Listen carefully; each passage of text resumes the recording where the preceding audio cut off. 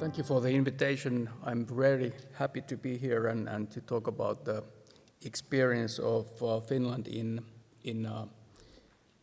road towards well-being economy. Unfortunately, I don't have an animal in my slides, but I will tell you a story. And the story relates to a topic which has been touched upon many times over in the course of these 2 days, and that's GDP.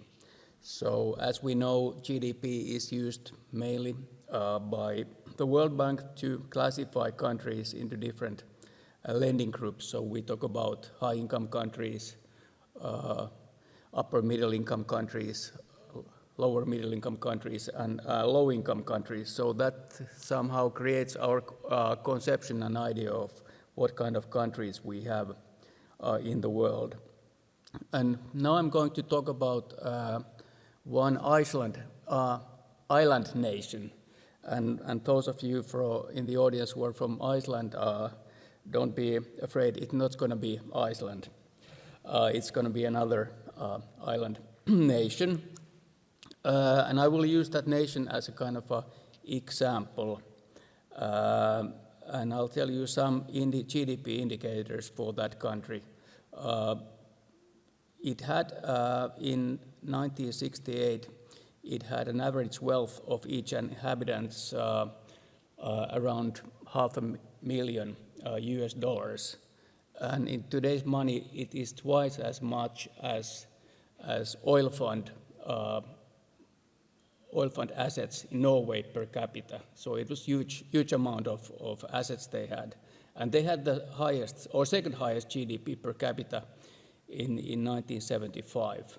And now the thing is that how would we think that this level of GDP would predict their future well-being? So this is the country. It's smaller island than Iceland, way smaller. The name of the island is Nauru, and it had a huge assets in phosphate rock, which was used in and still used in for fertilizers in agriculture, and it was very easy to mine because it was near the surface. The deposits were near the surface, and it allowed very easy stripping operations. So what they, I think we can say that they somehow had a kind of a economy of well-being in the 1970s because the phosphate prices rose, and they had their well-being in terms of GDP increased tremendously. So they were able to buy luxury food items, alcohol, tobacco also, but they were also building roads and schools. They were sending diplomats to countries around the world. They also set up their own airline, and they made some investments. For example, they financed a West End musical in London depicting a very famous figure, and they also bought a skyscraper in Melbourne. But then what happened was that at some point the phosphate ran out, and what they ended up was that the country was almost bankrupt, or basically bankrupt. And also the health among the population was really poor. Smoking prevalence was about 50%. Nearly every adult was obese. 2/3 of the adult population had type 2 diabetes. So, and another issue was that 80% of the surface of this island was destroyed. So if we think about the well-being indicators, I think we should try to find a kind of indicators which could have helped the Nauruans to avoid the catastrophe and to somehow predict the looming peril already in the 1970s when it was still possible to change the course. And now the question is that what we can learn from this example. Of course, this is a kind of a cautionary example for the whole world, but in the following I'm only going to talk about Finland. So this is Finland as we want to show it to the world. We are the happiest country in the world 6 times over, and we have such a beautiful landscape. And why I chose this picture was for 2 other reasons. One is that Finland is also known as a country of 1,000 lakes. In fact, we have more than nearly 170,000 lakes in Finland. Another issue is that in the picture you see a lot of forests. And the forests, they are the kind of green gold for Finland. So our industrialization took off by utilizing the forests for pulp and paper industry, and that's how we started to produce export goods and develop our economy, and our GDP increased. But what we want to make sure in the course of our roads towards economy of well-being is to avoid this kind of a scenario, that our children and grandchildren would not any longer see the beautiful lakes and forests, but just a deserted landscape. So that is the basic idea of in a nutshell, in our effort to become an economy of well-being. And then when we think about the factors which are probably threatening our well-being, we talk a lot about climate change. And I think it's really relevant for our children and grandchildren. And if we think about the girls who are going to born this year, 50% of them are predicted to live up to 100 years. So if we have a scenario in 2100 that the average temperature has been increasing 1.5 degrees from the current average, vis-a-vis a scenario where it has increased 4.5%, that makes a huge difference for them. But that's just the one thing. Another thing is also the extinction of species. And we talk about a lot about those 2. But there are also other factors. Some factors we still can't predict. So what we are seeing around the world is declining democracy. I think our notion of economy of well-being is very much based on the idea that we can develop our capitalist economies through democratic processes. But if you look at what has happened around the world, is that democracy is definitely in decline. Another issue concerns security questions. So as Hans Kluge said yesterday, so we have a war raging in Ukraine. And if we talk about Europe, I think as we are here today, there hasn't been so much military activity in the European continent since the Second World War. And there are also nations, we see also proliferation of nuclear weapons. So it means that we need to have a very broad range of indicators to prevent that kind of a fate which the Nauruans experienced.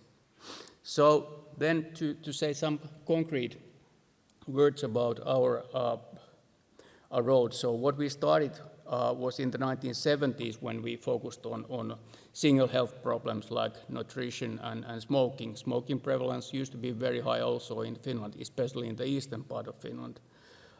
In the 1980s, we implemented large-scale intersectional health programs, and then we also pioneered in implementing the health in all policies approach. And then, as has been said here before, we took up this concept of economy of well-being when we had the EU presidency in 2019. Since the beginning of this year, we have implemented a very big social and healthcare reform where the well-being service counties and municipalities will focus on promoting health and well-being. But as we know, this promotion issue is a tricky one, and it remains to be seen how successful the well-being service counties are. But since 2010, the municipalities, they have had a legislative duty to promote, to pass a program on how to promote health and well-being in their areas. So this our approach is embedded in some important institutions. First of all, we have the Nordic welfare state model, and it has a huge support among the population and also among political parties from left to right.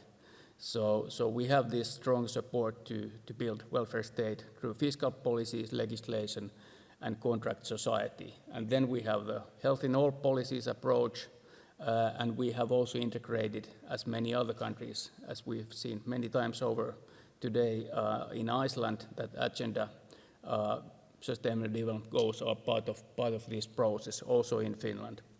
And then we have the EU Council conclusions. And this concept of economic well-being was mentioned in the previous party program. This picture is from HBO documentary 5 First, which describes our gender equal. I think we actually made world history having a coalition government with 5 female heads taking us through the pandemic and taking us through the process of become NATO members.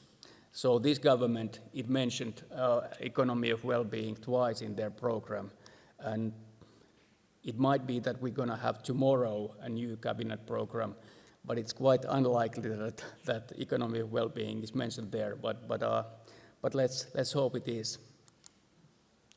The national activities consist of having a steering group developing a national strategy, and I'll say a few words about it in the next slide. The economy of well-being was also integrated into our COVID-19 recovery planning, and that national recovery and resilience plan, it had an economic well-being component. And then we have been quite active in cooperation in the EU and international fora, including HWO, and also we have had collaboration with the OECD. So here are some highlights from the National Action Plan, where Heli was very instrumental person. I don't know if Heli is in the room. Heli is there. Heli Uten was the secretary of this group, which put together this National Action Plan, which had 5 recommendations. The first one is to continue preparation for a steering model. So we've been a pioneering country, but so far we haven't had a steering model, and that's where we have been trying to learn from other countries. Then the second part is really what I have been trying to demonstrate here, is that sustainability is the key in our approach to economy of well-being. Then we are also developing impact assessment and strengthening competence in this area, exercising influence within the EU and strengthening inclusion. A new issue for us is that we also have sustainability assessment on the government level to support strategic decision making, and that's sustainability in 5 different areas: economic sustainability, ecological sustainability, social and health sustainability, human and cultural sustainability, and finally sustainability of security, rule of law, and democracy. So this is one instrument which we believe will have a kind of a long-standing influence, and it will be guiding our policies irrespective of the political composition of the cabinets. And the project where I am currently working is financed through the EU recovery funds, and that aims to fill the gap which is in our existing policy framework, and that is to develop the steering model. So this project we have 4 work packages: one to look at the best practices, the second to create the proposal for a steering model, and third one is to look for indicators, and the fourth one is to look at the case studies, and we have produced a leaflet which just came out of a printing house the day I left for Iceland, and my colleagues have some more copies if you like to have. What we have thought about the possible steering model is that there are probably 4 different options. One is to just work with the existing structures. For example, our Prime Minister's office has a steering function for government policies. Then another one is a kind of a centralized model where the responsibility and mandate would fall in the designated area of government, for example, Prime Minister's office. We don't want to have it on a social and health ministry, but perhaps because we want to engage also the finance ministry here. The third option is to look for parliamentary, for the parliament as a one solution. So currently we have a committee for future in the parliament, and that could be one option to place the responsibility on that committee. And finally, we have this what we call humble governance model, which is based on the principle of continuous learning and social dialogue. So we have developed this roadmap, and we hope that by the end of next year we will have the first model for our decision makers. And thank you all for your presentations here. So I think me and my colleagues, we have learned so much, and your inputs will be a very important ingredients in our future work. So thank you very much.